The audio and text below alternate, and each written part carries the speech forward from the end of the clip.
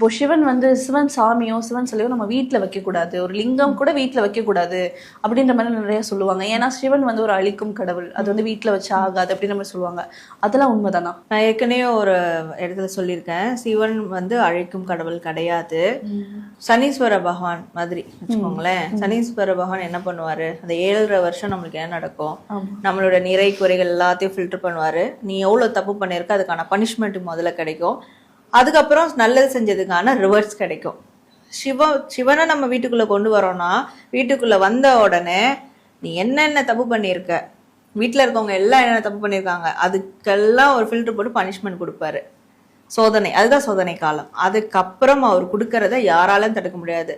குபேரருக்கு, அதாவது குபேரர் தான் செல்வமான ஒரு கடவுள்னா குபேரர் சொல்றோம்.